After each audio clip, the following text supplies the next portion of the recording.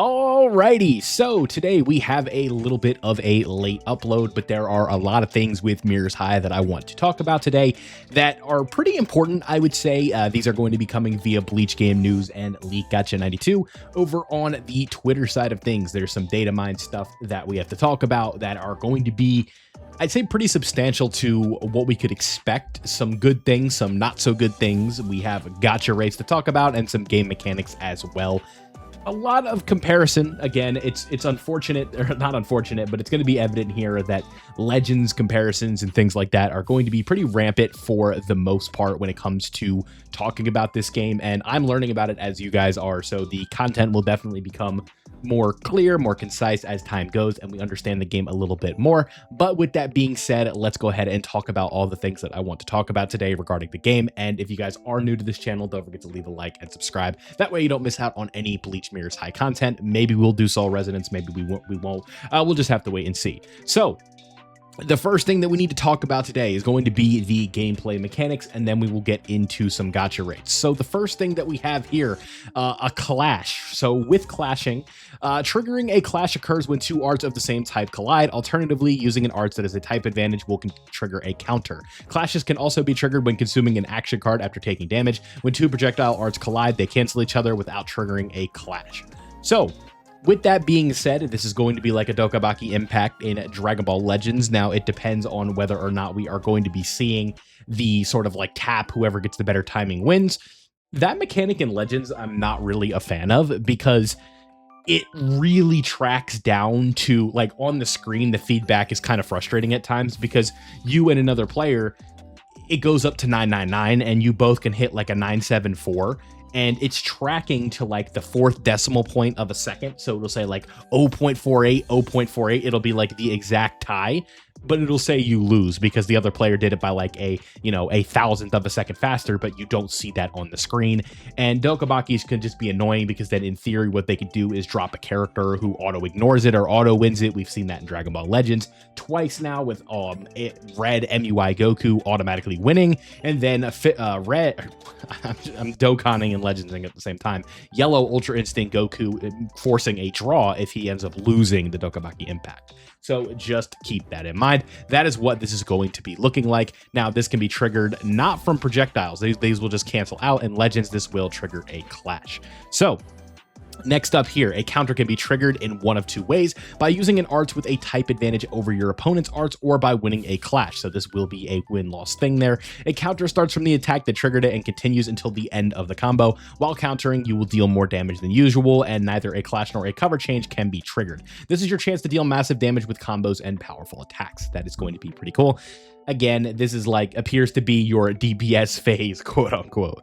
All right, next up, we've got the spirit level and the max spirit level. The spirit level gauge fills and levels up over time. Raising your spirit level increases how quickly the draw gauge fills up, and certain ability effects activate based on your spirit level. Spirit level increases from level 1 to level 9. You will reach max spirit level after arriving at level 9 and filling the gauge once more. So I would imagine this is going to be something like the Rising Rush system, where you're going to be filling this by pressing cards and things like that. So this will be raising up to 10 times, when in Dragon Ball Legends, again, the direct comparison is forming all 7 of the Dragon Balls. So break attack gauge, guard break, and soul drive. The break attack gauge fills when you successfully activate an action card. Filling the gauge will allow you to perform a break attack. Landing a break attack will break the enemy's guard. While their guard is broken, you are free to attack, and 4 action cards will remain in your hand. The soul gauge will fill up as you use actions on an enemy whose guard was broken, and completely filling the gauge will activate Soul Drive, a powerful coordinated attack performed by the whole party. The more party members you have, the stronger the attack. Attacks dealt while the enemy's guard is broken will not fill up the draw gauge. So this would appear to be a little bit closer to the Rising Rush with the way that the system works here. The coordinated attack, again, the Rising Rush, depending on how many characters you have.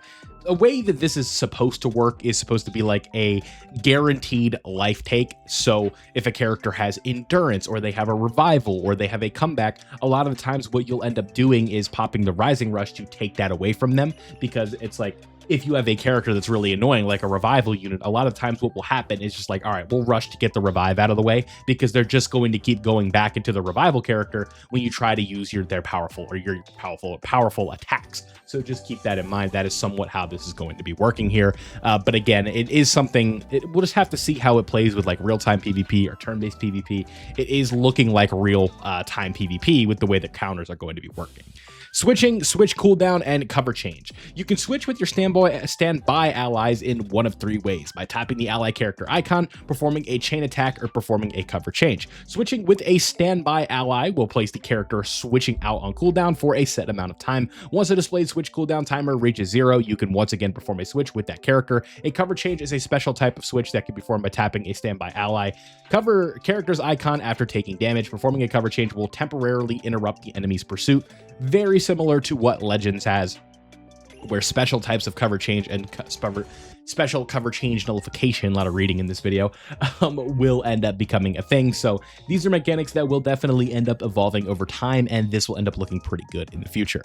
Knockdown and attacks that increase the knockdown count. Characters will be knocked down when hit by 3 attack combos: normal attack combos via tapping, mortal blows, power arts, or projectile arts blast. Downed opponents cannot be hit by any attacks. Attacks that inflict the bind status ailment, attacks that inflict the faint status ailment, faint in this game, great, and attacks dealt while the enemy's guard is broken will not increase the knockdown count, allowing you to continue your combo. So combos and different things, this will all be interesting to see when we actually get into the game and actually start fighting real people. Action control: bind prevents all actions, faint prevents actions and inflicts stagger, increases damage taken. Yeah, faint is really annoying in Legends. It's one of the most toxic ailments that an enemy can hit on you. Freeze prevents actions and inflicts frostbite, increases critical damage taken. And then paralysis. Yeah, paralysis and faint are in the game. Prevents actions and inflicts numbness, slows dodge, gauge recovery, damage over time, DOT, poison, burn, bleed, dual continuous damage over time. Yeah, so this image right here, very, very similar to what Dragon Ball Legends has with faint, paralysis, all these different things. Then you're being added with bind and freeze. This is kind of similar to some of the spells that are done in Bleach, right? You think about the one where Rukia does the Ichigo right away, draws the mustache on him, all those different things that is done via a bind, and then all of that fun stuff. So this will be rather interesting. I think that some of these game mechanics, this is very much leaning towards the Bleach Legends thing. We already knew this was the case, but this is kind of like quadrupling down on that. Next up, via Bleach game news here, we have some gacha rates. Now, this isn't great. Players are, not very excited for the gacha system, but this is what we have right now. Bleach Mirror's High gacha system explained: the drop rate for a 4-star 2.5 rate up is going to be 0.5, 22% for 3-star rate up is 2.0, 2-star 40% rate up is 4%, and then 1-star 35% rate up is 6%. So pity is similar to Dragon Ball Legends. After you get 10 medals, once you reach 200 medals, you can choose X units. So if you're summoning for Bankai Rukia, again, the 4-star rate very low, very similar, but unfortunately with a game like Soul Resonance, where it feels like the gacha is a lot better, I think you kind of see like the difference between like Chinese gacha games and Japanese gacha games. Rates on like Soul Resonance, if you started today, you went and summoned for Ichigo, like you'd probably have him by the time you're done playing in that session. It's just sort of how that game goes. Unless your account is progressed really far. But with this game, we'll kind of have to wait and see. But when you look at the feedback here, Soul Resonance has a better gacha system. 20 multis here. Out of all the gachas you compare to the rate, you post P5X instead of DBL. Like, this is not good. The odds are even lower than an FGO, right? Like, it's not good. So again, like, I'm not going to take community comments like when people are upset on Twitter, I don't really think about that too much, but it is kind of noticing here where it's like, oh, these gacha rates are not great. So hopefully in the future, these will end up being increased. And again, like the first few months, years of the game, that's usually how it goes, where it's like, oh my God, this is brutal. And especially with Legends, it's like the original days of Legends, the gacha rates were terrible. And then eventually with feedback and things like that, they do end up increasing. So we'll just have to wait and see how successful the game is and whatnot. But let's go ahead and move on with that. And then over here, we have some banner stuff going on. So rate up summons right here. These are probably going to be a lot of like starting things, like like like this is on the 23rd, so these will be like beta summons. So just keep that in mind. These are the closed beta test banners. So this will allow you to sort of summon for what appears to be like an Ichigo or Rukia. This will be like premium pool characters and things like that. Launch date characters, ones that are not going to be very good a month from now. We'll have to wait and see, or a month from when the game comes out. But you've got like Ichigo here, you got Rukia here, you got Mayuri here. Like there's a lot going on. So a lot of cool stuff with banners here. Again, if you have access to the closed beta test, unfortunately I do not. We'll sort of have to figure something out for that. We'll have to kind of wait and see, but this is what we can expect here from the rate up ticket summons right there. And then when we come in here, how does the rate up system work? When we go in here, I think it will be interesting. This is being taken from the thread.